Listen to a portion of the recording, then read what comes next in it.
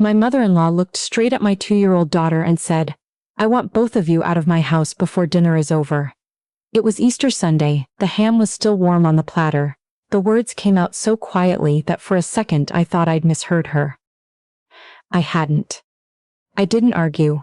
I didn't raise my voice or knock anything over or make a scene. I lifted Willa onto my hip, said thank you for having us, and walked toward the front door while 10 members of Eli's family sat at that table and said absolutely nothing. I believed, in that moment, that it was the last holiday we would ever spend together. What I didn't know was that tucked inside the pie box I left on Carolyn's kitchen counter was something Willa had slipped in there 2 days earlier. A small card she'd colored at preschool, 4 inches by 4 inches, with her teacher's handwriting along the inside.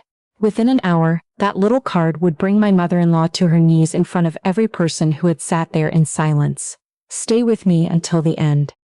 My name is Nina, I'm 29 years old. 14 months before that Easter, I lost my husband Eli.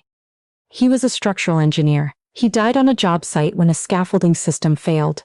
A freak accident, not his fault, not anyone's fault, though it took me the better part of a year to stop searching for someone to blame. We'd been married 4 years. Willa was 11 months old when it happened. She's 2.5 now, and she has his exact laugh. This sudden, bright burst of sound that comes out of nowhere and makes you feel, just for a second, like the world is going to hold together after all. I held on to that laugh through the worst months of my life. I also held on to Carolyn. In the beginning, right after Eli died, we leaned on each other the way 2 people do when they're both sinking and neither one knows how to swim. We cried together at the funeral. She held Willa for hours that first week, rocking her in the kitchen, while I sat on the hallway floor and couldn't move. I thought shared grief would make us family in the truest sense of the word. It didn't. About 3 months after the funeral, something shifted in her. I don't know exactly when it happened, but somewhere between the condolence card stopping and the first holidays arriving, Carolyn stopped looking at me like someone she loved and started looking at me like someone she resented. She blamed me for the fact that Eli had taken that particular job. A job that paid better than his previous one. A job we had chosen together because we were trying to save for a house in a better school district. In her version of events, I had pushed him toward money and away from the things that mattered.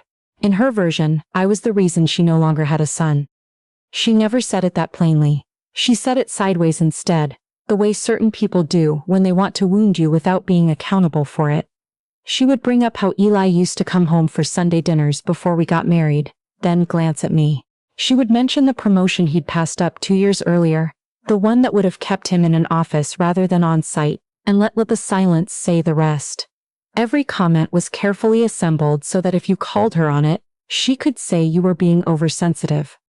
I kept showing up anyway. For Willa's sake, I kept driving the 40 minutes to Carolyn's house in Naperville, and carrying in casseroles and making small talk and telling myself this was what Eli would have wanted.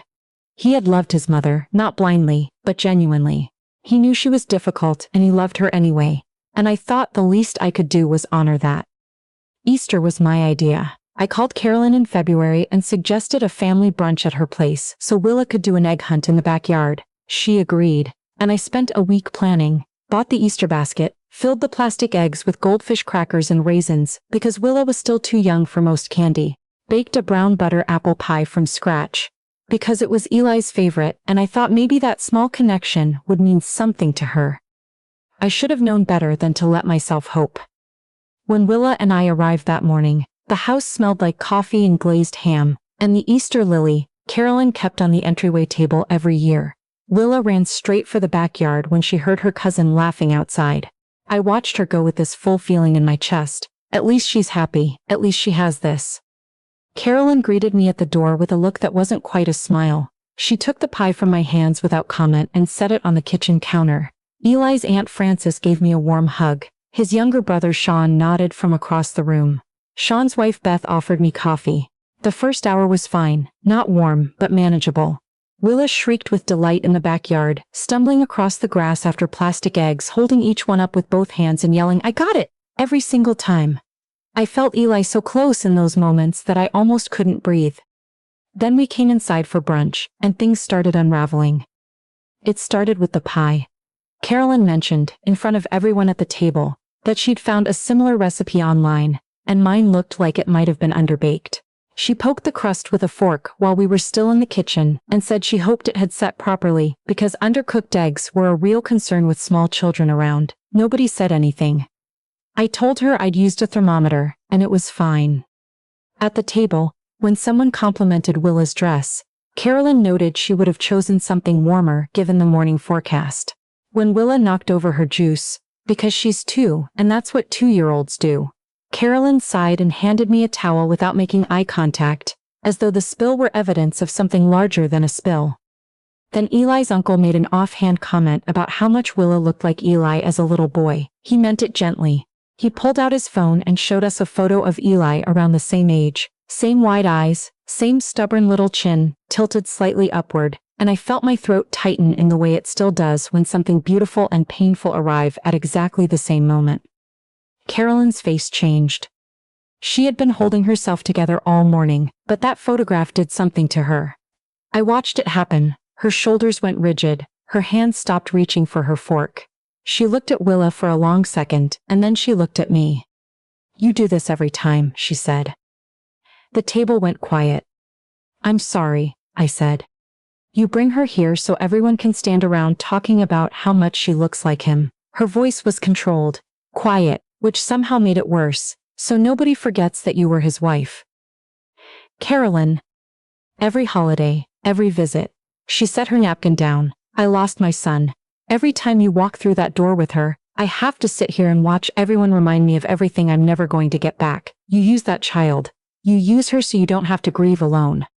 The room was completely still. I looked around the table, Francis, Sean, Beth, the cousins, the uncle who'd shown us the photo, and every single one of them was staring at their plate. No one spoke. No one corrected her. The uncle quietly put his phone back in his pocket. "I have never used Willa for anything," I said.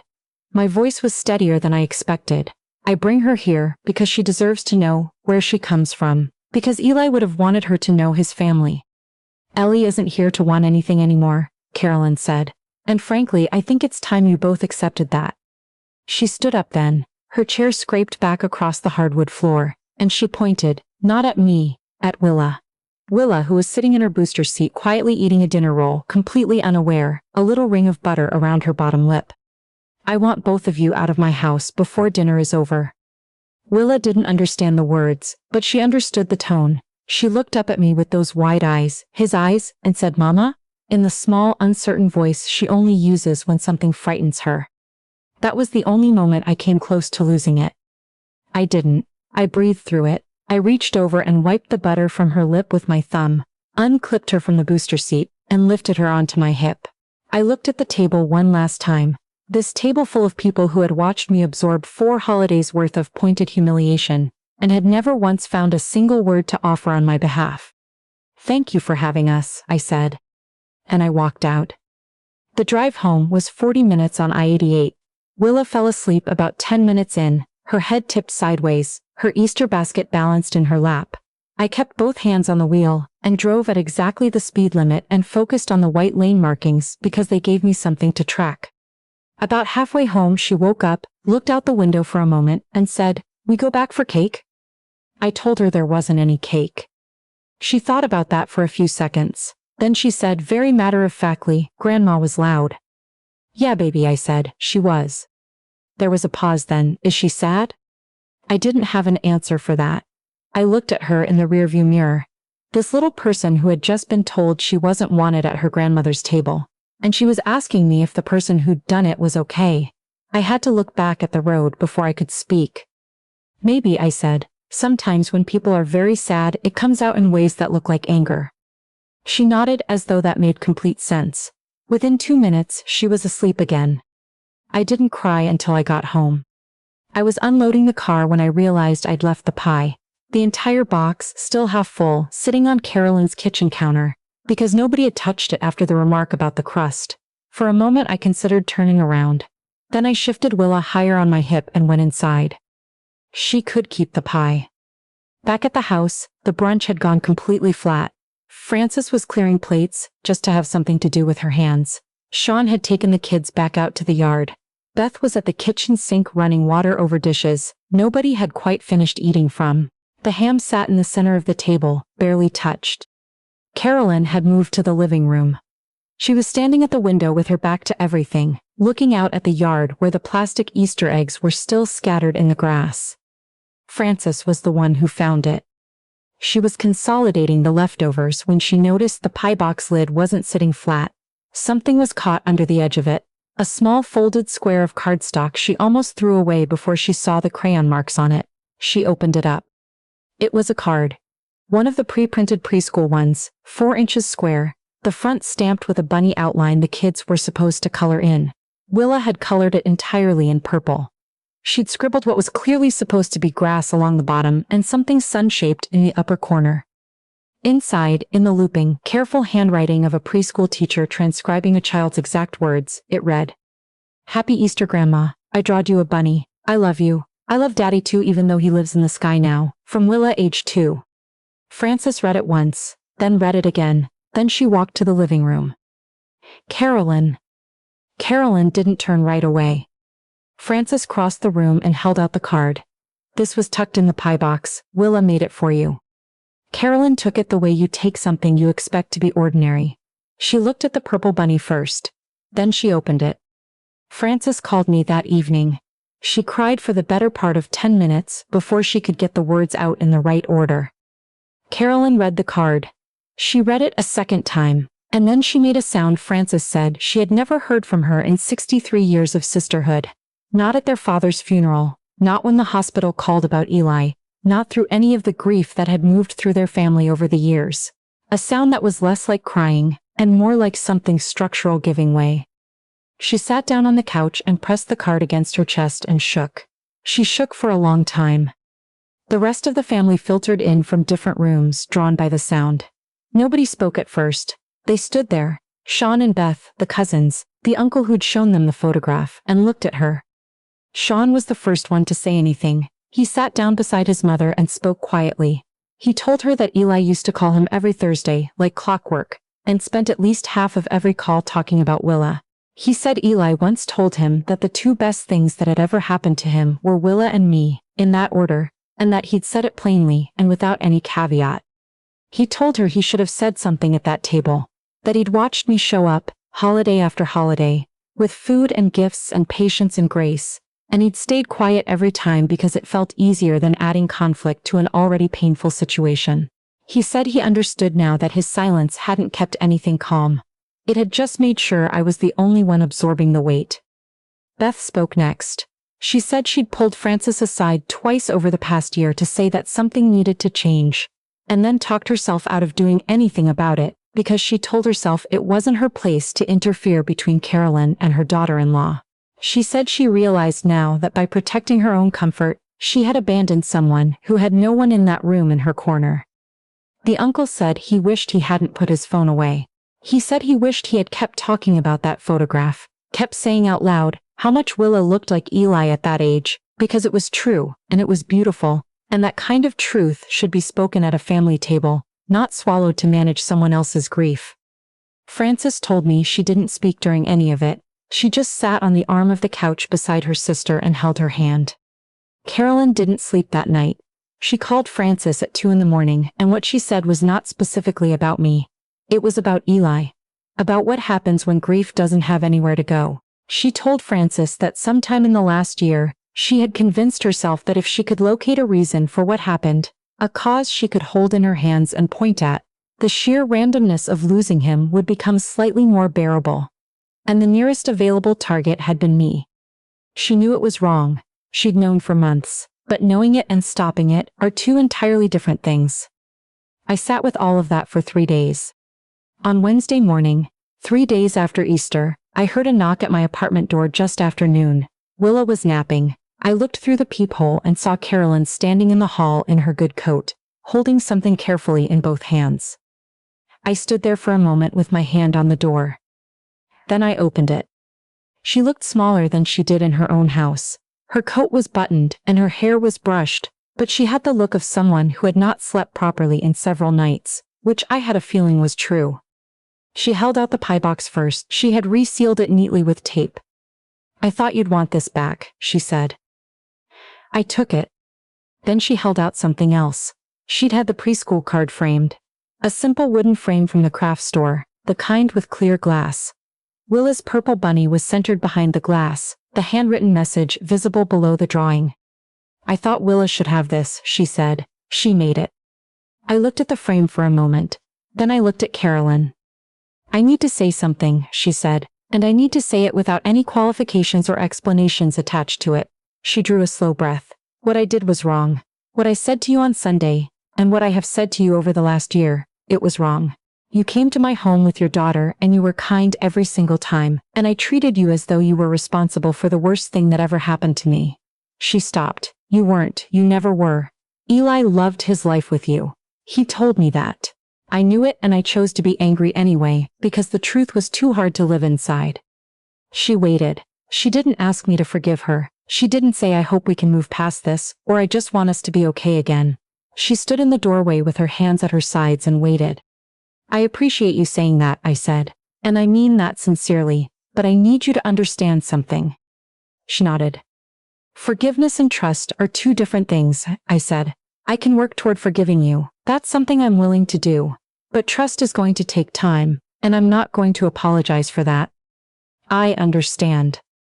If you want a relationship with Willa, and I genuinely hope you do, because she deserves to have her grandmother in her life, then it has to be built from this moment forward, not from before. No more comments about me in front of other people. No more holding me accountable for things that were never my fault.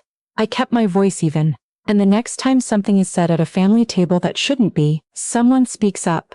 If that stops happening, we stop coming." She swallowed. "That's fair. Visits will be short for now, and they'll happen when I feel they're healthy for Willa. Not out of obligation. Not because anyone feels they're owed time with her, because it is genuinely good for her." "I understand that too," she said quietly. "I know I haven't earned another chance, but I'd like to try to." I took the frame. I didn't invite her in that day. I told her I'd be in touch, and I meant it, and I think she understood that those words from me, on that doorstep, were not a small thing. She walked back down the hall and I closed the door and stood there in the quiet of the apartment for a moment. Willa's voice drifted from the bedroom. She'd woken up and was talking to her stuffed rabbit, explaining something with great seriousness, pausing at intervals for the rabbit's response. I set the framed card on the kitchen counter and looked at it, the lopsided purple bunny, the crayon sun, the grass along the bottom. I love Daddy too, even though he lives in the sky now.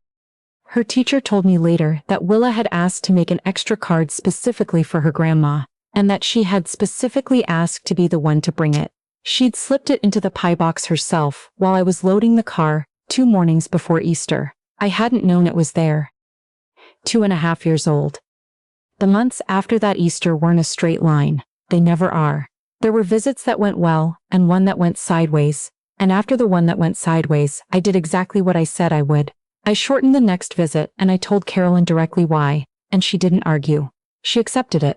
The first few visits she was overly careful in a way that felt effortful. Like someone walking a tightrope who was very aware of the height. Over time, gradually, that stiffness gave way to something that felt more like honesty. She started paying attention to the small things. She'd show up with the specific board books she'd seen Willa carrying around. A bottle of the bubble solution Willa had asked for in her backyard. Once she brought a photo album she had put together herself, pictures of Eli as a little boy, labeled in her handwriting so Willa could sit in her lap and go through it page by page. I watched Willa point at each photo and say, "Daddy?" And I watched Carolyn say yes, that's Daddy again and again without flinching, and something in my chest released that I hadn't fully been able to let go of since the day he died. The framed card ended up on Carolyn's fireplace mantel within 2 months of that conversation at my door. Every time we visited, it was in the same spot. She never drew attention to it, never pointed it out or explained it to anyone. It was just there. Once, when Willa noticed it and said proudly, "I made that," Carolyn looked at her and said, "I know, sweetheart. I keep it there so I remember the things that matter most." Looking back now, I understand something I couldn't have put into words on that Easter evening. When I was driving home on I-88 with my daughter asleep behind me, and 40 minutes of highway to get through before I could fall apart in private. My greatest victory that day had nothing to do with watching Carolyn break down in her living room. That moment wasn't something to celebrate. Real healing started somewhere much quieter. In the front seat of my car, when I decided that I was done chasing approval from someone who had not yet learned how to offer it. When I decided that Willa would grow up watching me choose my own dignity, not bargain it away. Grief is not an excuse, but it is an explanation. Sometimes the people we love most take the shrapnel of their loss and turn it outward without realizing what they're doing. That doesn't mean we have to absorb it. It means we can choose, firmly, calmly, without cruelty, to step out of range and wait to see if they're capable of becoming something better. Carolyn was. Not all at once, not perfectly, but over time, in small consistent ways that meant more than any single gesture could have. Some of the strongest families I know were not built without fractures. They were built by people who looked at the fractures honestly and decided to do the slow, unglamorous work of repair, not because it was easy, but because the people waiting on the other side of that work were worth it. If this story meant something to you, I'd love to hear from you in the comments. And if you're new here, please subscribe. We share stories like this every week. Thank you for staying with me until the end.